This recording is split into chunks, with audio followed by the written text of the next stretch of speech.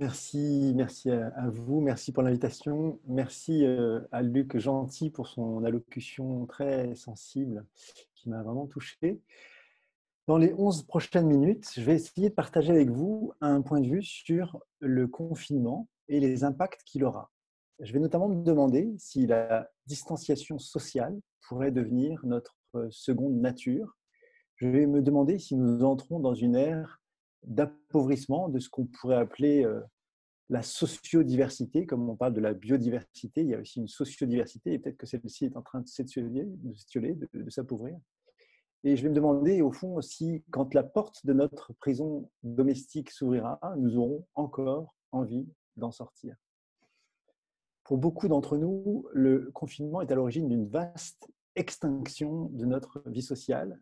Moins ou pas de sorties, moins ou pas de rencontres, moins ou pas de café, de soirées, de bises, de poignées de main, de hugs, moins de proximité, moins de diversité dans les modalités de la rencontre. En somme, une vie sociale appauvrie, rétrécie, désenchantée. Est-ce que cette extinction est provisoire? C'est vraiment la question sur laquelle j'ai envie de me focaliser. Ou est-ce que de nouvelles modalités d'entrée en relation et d'animation du lien sont en train de s'inventer? Est-ce que c'est un mauvais moment à passer ou est-ce que ce moment s'inscrit dans une évolution plus vaste? Alors, pour fiabiliser un petit peu la réponse que je vais apporter à cette question, je vais vous proposer de mettre en perspective ce que nous vivons et de partager avec vous des évolutions troublantes qu'on décèle dans les études disponibles sur les pratiques de socialisation. Je voudrais commencer par dire que le lien n'a pas attendu le confinement pour traverser une très profonde, très sévère crise, un véritable Big Bang. Je voudrais prendre une minute pour vous proposer une petite avalanche de chiffres qui donne un peu le vertige et qui remet en perspective le confinement, qui prend tout d'un coup un autre sens quand on le considère dans son contexte. Un premier chiffre, la France en 1950 avait 200 000 bistrots. En 1900, elle en avait 500 000. Et aujourd'hui, on en est à 33 000. De 500 000 bistrots à 33 000 en un siècle. Les conditions même de la socialisation, je dis bistrot, mais il s'agit aussi des cafés, des brasseries, etc., tous les débits de boissons, les conditions même de la socialisation sont en train de disparaître. 45% des mariages finissent aujourd'hui par un divorce. Et on vit de plus en plus seul. On a un tiers des foyers qui ne sont occupés que par une personne. Donc la famille ricorée qu'on voit dans les publicités, elle a disparu, elle a sa place à un autre mode de vie. Et même la famille n'est pas épargnée aujourd'hui par ce mouvement de décohabitation, de délitement du lien. 63% des petits-enfants, la famille qu'on envisage traditionnellement comme le bastion du lien, l'endroit où les liens sont les plus solides. 63% des petits-enfants ne voient presque jamais ou jamais leurs grands-parents. Et une fois partis du foyer d'origine, 56% des frères et sœurs ne voient jamais ou presque jamais leurs frères et sœurs. Et quand on regarde les plus âgés, 27% des personnes de plus de 75 ans sont complètement isolées. Et ça, c'était avant le confinement. On peut bien sûr imaginer que les choses se sont aggravées avec ces contraintes sanitaires. On peut déplorer ces chiffres en disant tout se perd, quel dommage, etc. Mais ça vaut la peine de se souvenir que ces chiffres nous parlent de notre liberté de nous délier des liens qu'on ne trouve plus enrichissants ou gratifiants ou utiles.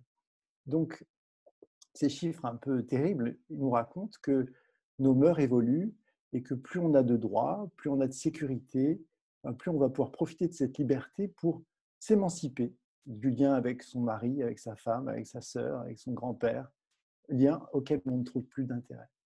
Du coup, on voit que ces évolutions témoignent de ce que quand les gens sont plus libres de leurs liens, eh bien, en fait, ils en ont nettement moins. Et beaucoup de liens de dépendance matérielle sont en train de se dissiper.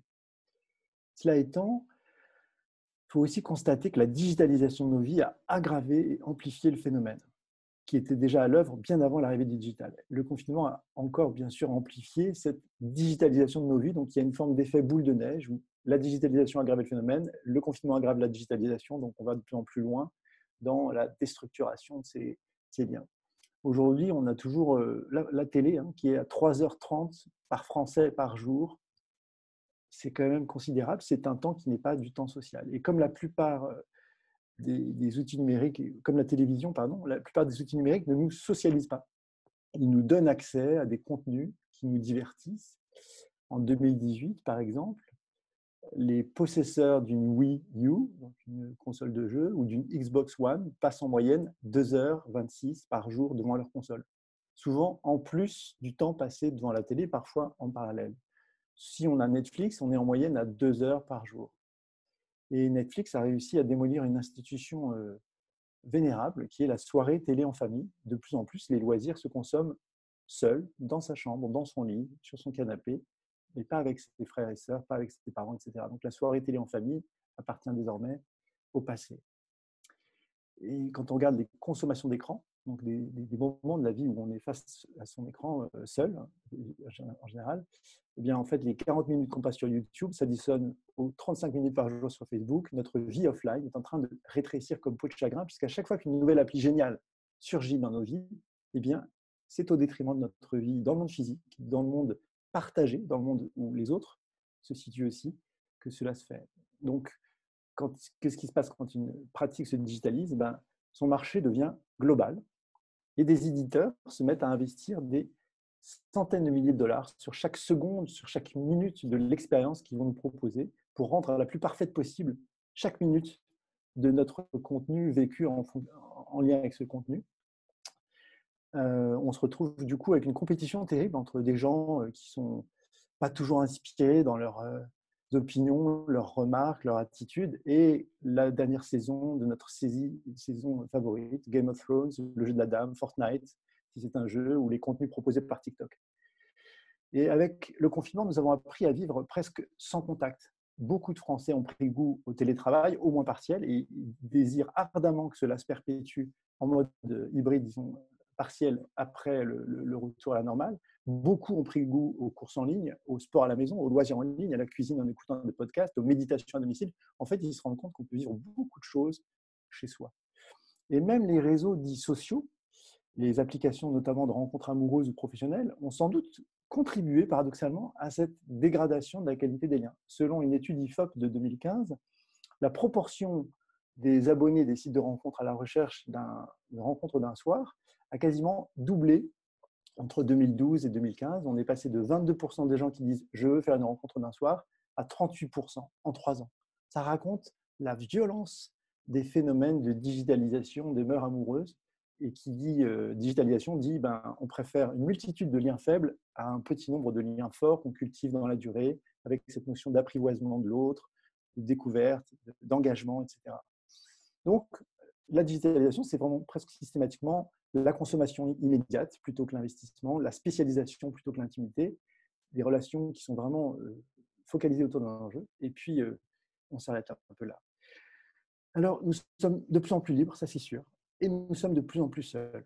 Mais il y a un phénomène qui est peut-être le plus marquant et qui a été rendu visible par le confinement. C'est que notre socialisation, et ça c'est totalement inédit dans l'histoire de l'humanité, n'est plus prise en charge par des communautés. Un des effets directs de cette évolution, que nous ne sommes plus pris en charge dans notre socialisation par des communautés, c'est que les individus eux-mêmes, parfois, ne la prennent pas en charge. Et on se retrouve avec ce chiffre fou, 25% des Américains de 18 à 25 ans disent moi je n'ai pas d'amis, 25%.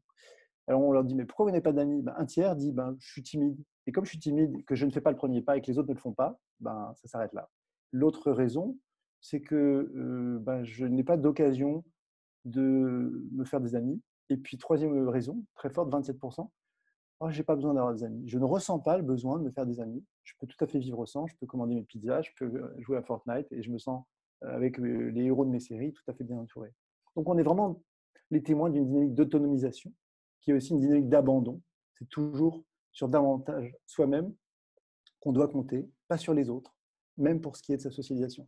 Au fond, chaque liberté qu'on a conquise, c'est au détriment d'une prise en charge communautaire qui était parfois un peu oppressante, qui était parfois un petit peu suffocante, mais qui tout de même nous maintenait un petit peu dans une forme de chaleur solidaire.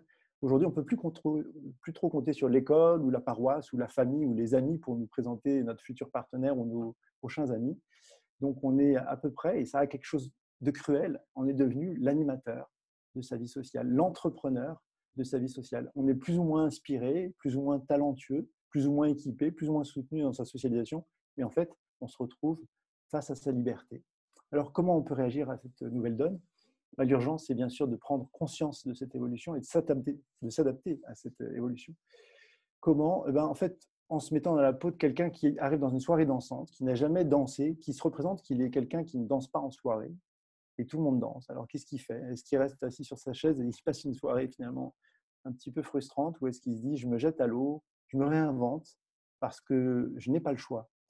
Et l'urgence, c'est vraiment de comprendre qu'on doit prendre sa socialisation autant au sérieux qu'on a pris au sérieux ces études auxquelles on a consacré des années. On s'est pris la tête sur l'orientation, on a fait des journées portes ouvertes, on s'est demandé qui on voulait devenir, qu'est-ce qu'on allait être, et on s'est senti bien ici, bien là, etc. Sur la socialisation, on va devoir engager le même genre de processus, un processus dans lequel on s'ouvre à plein de communautés, plein de groupes, plein d'histoires. Et comme je sens que mon temps de parole arrive à expiration, il faut vraiment que je conclue en disant, est-ce qu'on a un projet de groupe? Est-ce qu'on a un projet de communauté? Est-ce qu'on a envie de se sentir l'animateur d'une ou plusieurs communautés, etc. Est-ce qu'on a envie de favoriser des liens de coopération, des liens spécialisés sur du faire, sur du dire, sur du voisinage, sur de l'entraide mutuelle? Et cette structuration du projet de vie sociale, de socialisation, elle peut tout à fait se pratiquer pas seule.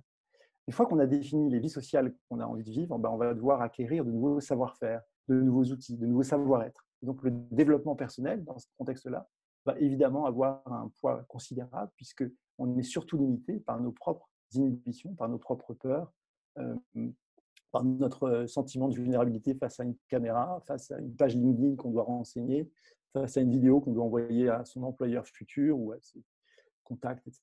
Donc, le confinement, et c'est mon mot de conclusion, n'est finalement que l'amplificateur d'une dynamique d'insularisation. Le confinement n'est pas responsable du délitement ou de l'appauvrissement durable de notre vie sociale, il a juste accéléré. Ce qui compte, c'est désormais véritablement que l'on prenne acte de cette situation un petit peu tragique et riche de potentiel. Ce qui compte désormais, c'est que, la manière dont chacun de nous va prendre acte du fait que notre vie sociale est entre nos mains et que la magie de ce domaine particulier qu'est la vie sociale, c'est qu'elle implique forcément d'autres que nous. Et de ce fait, quand nous prenons en main notre propre vie sociale, nous allons contribuer à enrichir la vie sociale d'autres que nous. Et ce sont ceux que nous allons inviter à vivre un petit peu de la nôtre, de vie sociale. Et ce faisant, nous allons contribuer à réinventer le lien social. Je vous remercie.